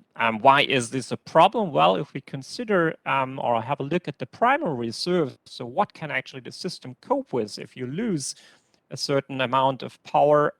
This amounts to 3,000 megawatts or 3 gigawatts in the Central European power system, which basically means there was a very critical that if we surpass 200 millihertz, that we get a blackout in the whole of Europe, or at least the whole of Central Europe. Therefore, there was the urgent need to retrofit and the inverters. That has been then done in the years 2012 to 2014, so around about 3 years, and there were costs involved, 170 million euros in order to do that. So definitely something to learn from the German case, to adjust this, for example, with a grid code, or using a grid code where you would then require, for example, ramping slowly down if you have a higher frequency in order to support the system, but not switching off completely. For comparison, actually, I brought you some other numbers from Hawaii. These were actually at a later stage, of course. It was not in 2012-14, but a later stage, where actually 800,000 inverters were reprogrammed, and that only in 2 days remotely, and kind of at no cost, almost no cost. So that's what is possible as soon as you have smart inverters, inverters with communication, where you can actually then do these kind of things with which much lower cost. Therefore, communication with the inverters is quite important. I know, Sebastian, we have seen that security is also a big issue then, of course, if you have communication. So what's the difference now between smart inverters and the traditional inverters? Traditional inverters, what their main target or main target is basically to transfer DC to AC. We know that photovoltaic are producing DC electricity that needs to be converted to AC in order to feed into the system. So that's the main task of the inverter. They need to ensure, of course, a certain power quality and need to protect from unintentional islanding. And traditional inverters, they just disconnect from the grid, depending on if there's an overfrequency, such like the 50.2 hertz situation. Okay, you can program it, of course, higher, or in an under or over voltage situation like 90%, 110% of nominal power. These are the typical values. If we go to smart inverters, then we do see that there are right-through capabilities. Autonomous right-through capabilities, that means basically if there's a voltage dip, don't switch off directly, but rather wait a bit. Maybe you will be required at the later stage. Maybe it's just a temporary fault in the system. Don't switch directly.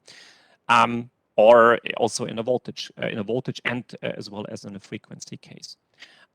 Further, they would support the system stability, providing, for example, reactive power, providing active power control, both in dynamic situations, so during a fault, for example, but also during steady state operation in order to support the system stability. And I mentioned already communication capability is also one of the main features of smart inverters. So we look at the renewable energy integration and seeing a high rise in the share, we can say actually these smart inverters are strictly required. We cannot really do without. With the traditional inverters, it will be really difficult to run a power system with a very high share of renewables. Nice thing about this, luckily, there are actually already many inverters on the market which are already kind of smart, at least providing these capabilities. And there are more capabilities to come, and also inverters to become smarter. I mentioned already it's quite important to look at the different the VRE share you have in your power system. Depending on that, you will actually need certain capabilities. So with a low share, basically, maybe power quality protection or just a power reduction at over frequency would be sufficient. But as soon as you get into very high shares, then you also need to look into active power management, communication I mentioned earlier, maybe even towards synthetic inertia, or if you have a like 100% renewables share, which definitely is possible, then you need grid forming inverter capabilities.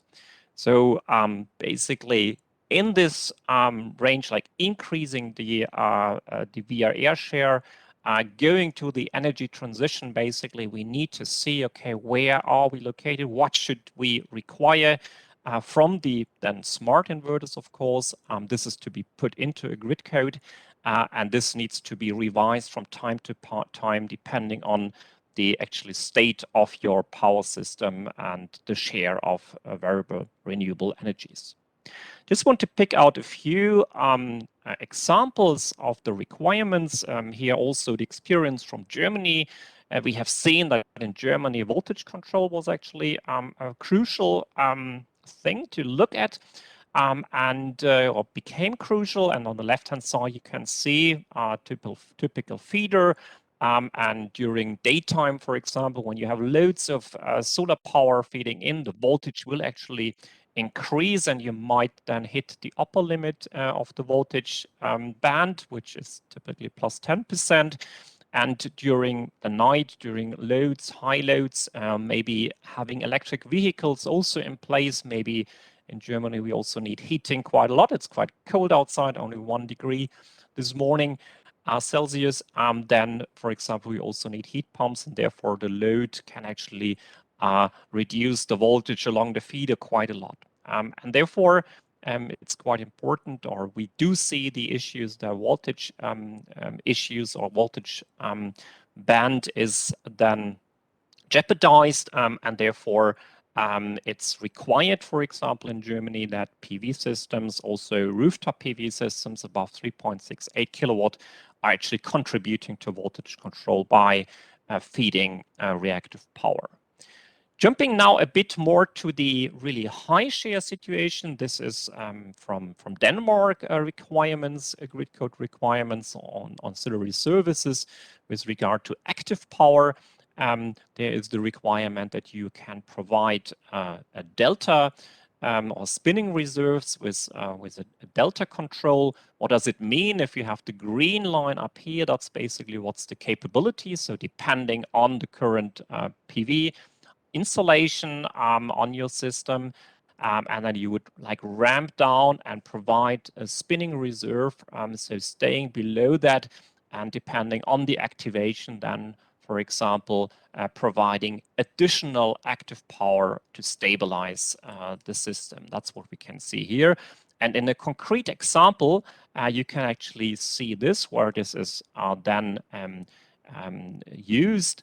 You can again see this is the maximum power point tracking up here on this line. This installation is operating like at around about -10% below that.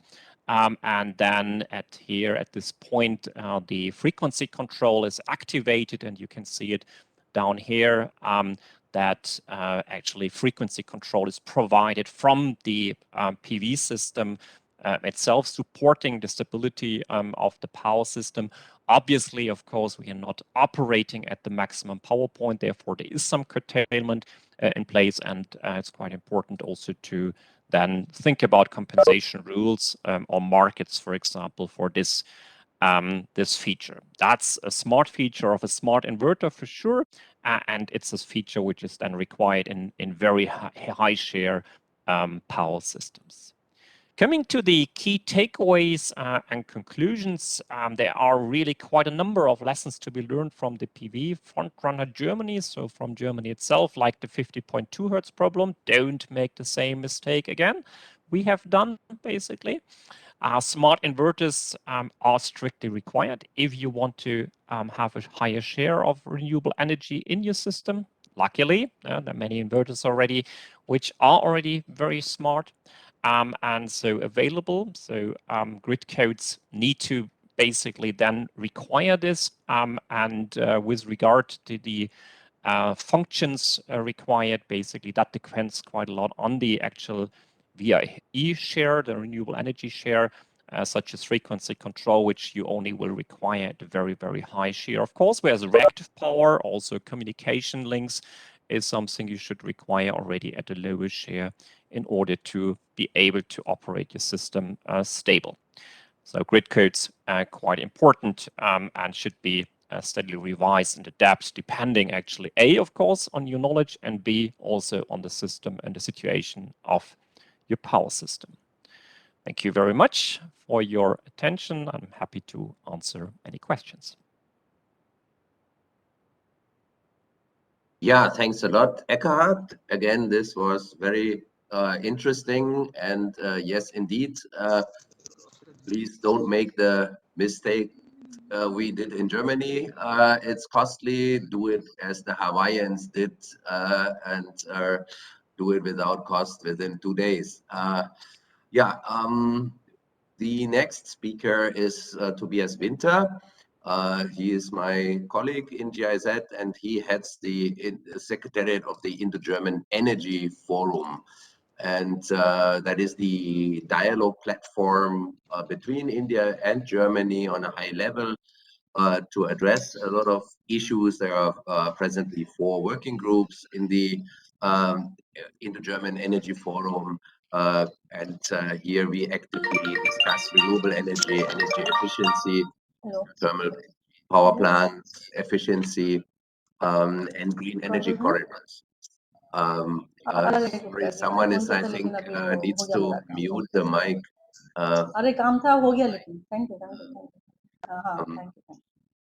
Yeah, so unfortunately, our session was delayed, so we probably will also cause a little bit of delay for the next session, but I'm hopeful that this will not be.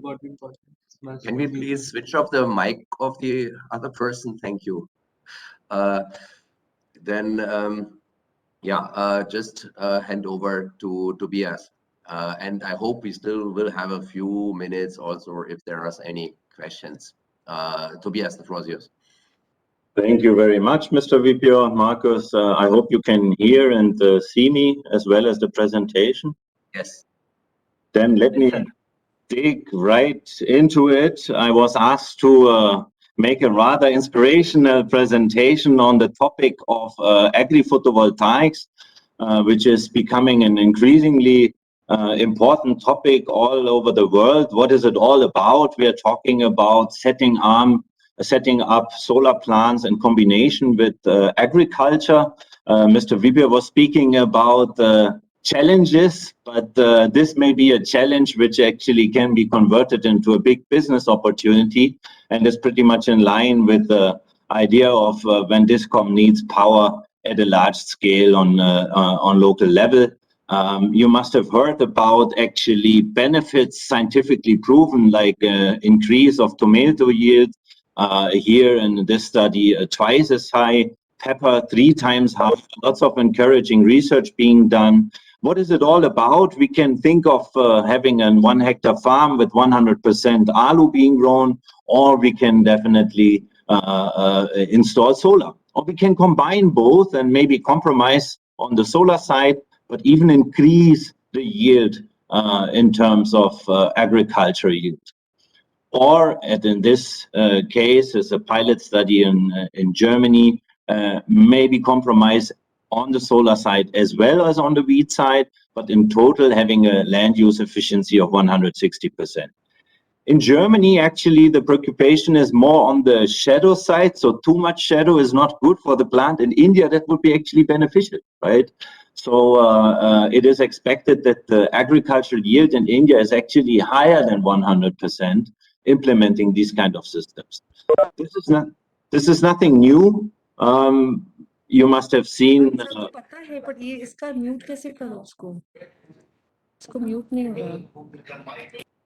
Sorry, somebody else is speaking. Could you maybe mute? Yeah, thank you. So this is a plant here in Italy. You must have seen before, 10 years ago installed. This is a plant a little bit more sophisticated, involving hail nets and apple trees. This is a simpler plant with the simple construction bars being used in Japan in combination with rice farming. You see that check patterns are being implemented to have an equal distribution of the shadows. Here another photo just to get an idea what we are talking about. This business model is becoming really big. We are talking about gigawatt scale now. Big companies like Total, Engie, BayWa, Huawei stepping into the field. Here you see a 700 megawatt agri-PV plant focusing on oil seeds in China. Germany has recently announced that there will be additional 200 gigawatts of photovoltaics in combination with agriculture. First pilots here, for example, in the Netherlands by BayWa. That's a simple plant in Germany. What you see here, monofacial solar panels with single pole mounting structure, so that farming can actually remain. There is a pre-norm, a DIN spec already being released, which gives the minimum requirements for installations, which would be then eligible for funding. So we are speaking about these kind of installations you have seen on photos before, but we are even talking about vertical agro-PV. I'll dig deeper into it a little bit later. We are very thankful to Fraunhofer, who made a quick analysis on the technical potential in India, and they have calculated how much agri-photovoltaics can be actually installed in India if only 1% of India's agricultural land is being converted under agri-PV concept. And that converts to astonishing 630 gigawatt peak in India, with a scenario of 450 kilowatt peak per hectare. Amazing numbers and very promising numbers for a lot more solar energy to come. They have also calculated the benefit of agri-photovoltaics compared to biofuels. So we were asking, how much do you actually expect in terms of yield if we talk about e-mobility from 1 hectare of land per year? And the calculations show that if we talk about biofuels, you can expect a yield of around 118,000 kilometers with biofuels from 1 hectare of land. If you do agri-photovoltaics and use the electricity directly in an electric car, you get around 2.6 million kilometers.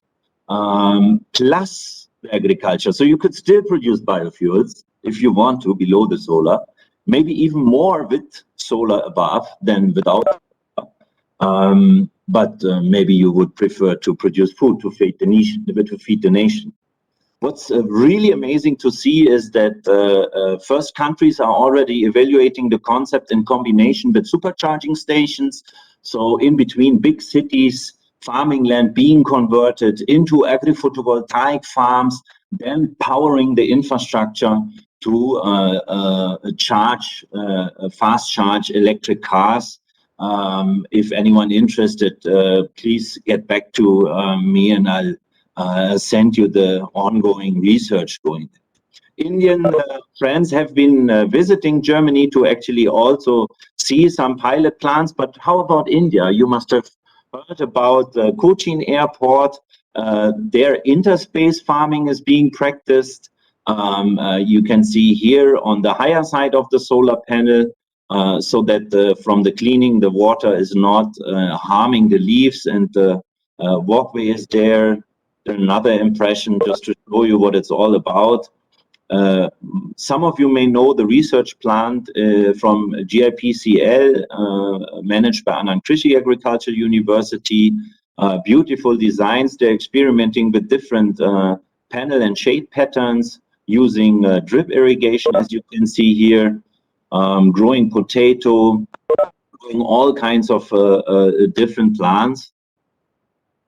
But yes, there is also challenges, right? If the height of the solar system is maybe not high enough for the tractor to go below, so these kind of things need to be taken into account. But yes, in general, impressive developments already ongoing in India. Some of you might have heard of Kasari Research Institute, which have actually done the most elaborated scientific research in India on this concept. They are showing that even under monofacial solar panels, that would be unimaginable in Germany, even with direct sunlight, plants growing beautifully in India below solar. But yes, these poles here, no, the mounting structure may not be the right system for the farmers. You see that on that photo, that if the farmer is not willing to farm below the solar, this definitely doesn't work out. New plants popping up. This is one close to Delhi here. There, this is being avoided, so the farmer can work below the solar also due to the implementation of V-shaped model. They have also implemented a rain gutter system to actually capture the cleaning water, which then can be reused.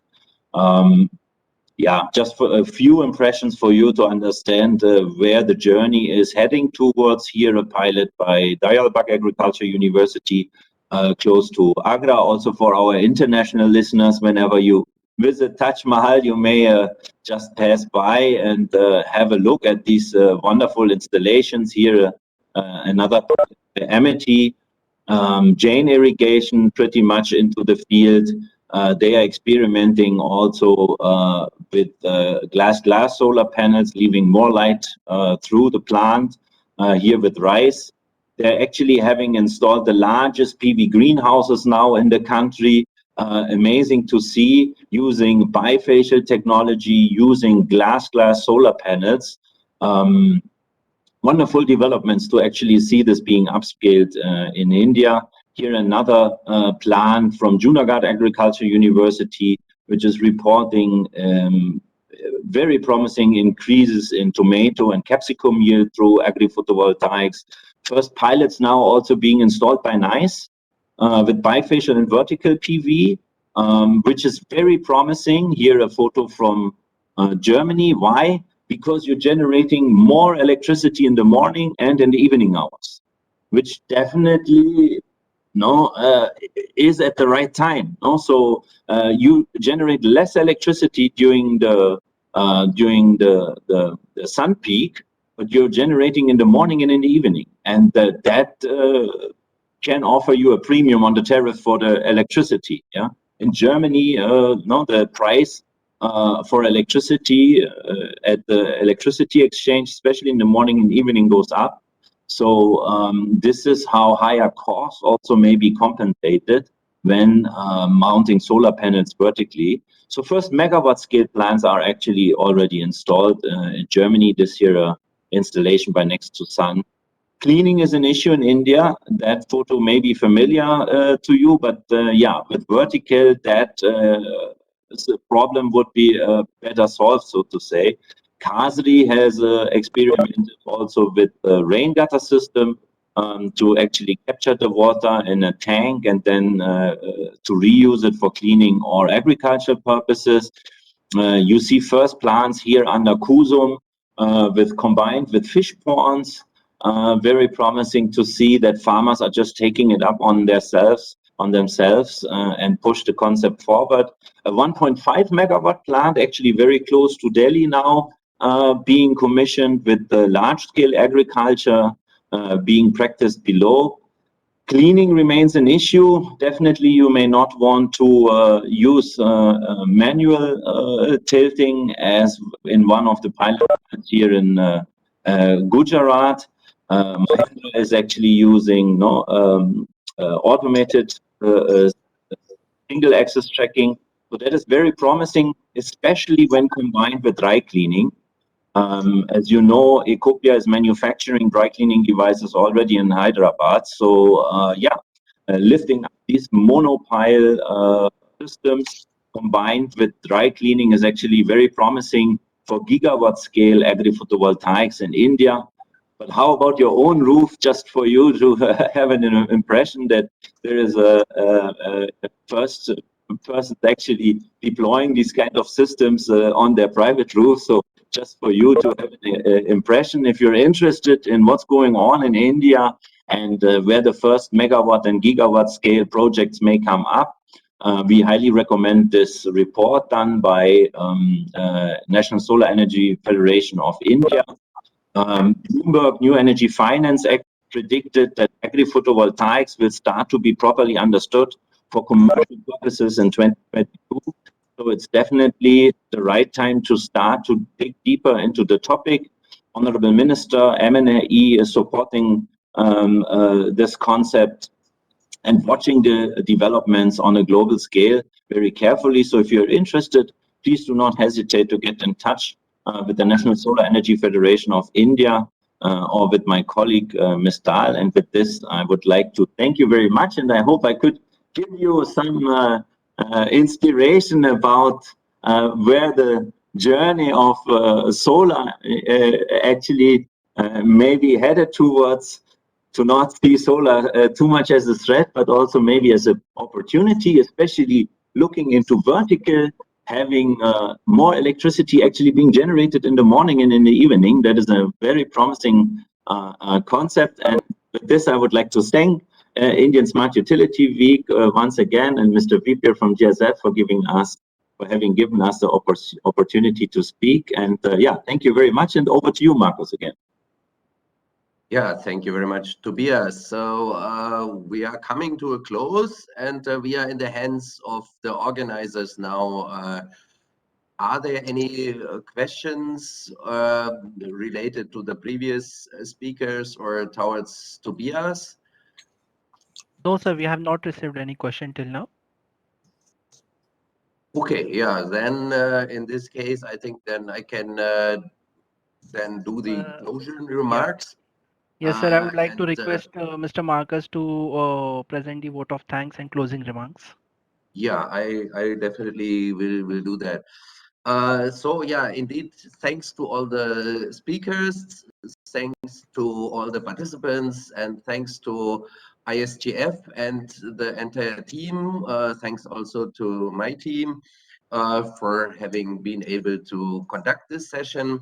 I think it was quite informative and nice, starting with Vishal Kapoor's remark, from where I took that, yeah, we need to allow the technology to percolate, for example, from the transmission to the distribution sector. And we need to make use of the vast amounts of data which is coming from all the smart meters in the future. And yeah, we saw from Markus Merkel's presentation that there is a conceptual model of asset management already linked to the ISO 55000. So that's, I think, worth to further explore also in the context of Indian discoms. From Anurag Johari, we learned that IT and OT systems are merging, and that this is something which is already happening on large scale. And from Sebastian Linov, we learned that, of course, this means also that from a cybersecurity perspective, that they are no longer separable. So once your IT is affected, your OT will probably also be affected. But however, there are ways to be better prepared. From Dr. Eckhard Tröster, we came to know about the 50.2 Hertz problem and the benefits of smart inverters, and how such issues like we had in Germany can avoid it in the future. And Tobias resonated very well also with what Sri Vishal Kapoor said in his remarks, that from the solarization of agro, a lot actually of the subsidies can be put to much better use, and that this is actually then leading to a convergence between KUSUM and the RDSS schemes, and this also creates jobs and additional revenues for the farmers, but also, of course, means a good support to the distribution sector. And with this, I like to close the session. Thanks again to everyone. And as said in the beginning, as we also have quite a number of participants from Indian distribution companies, we from GIZ are most happy to engage with you in discussions how we can further support you also in concrete activities. Thanks again to everyone. Thanks to ISGF, and I'm giving back to the organizers.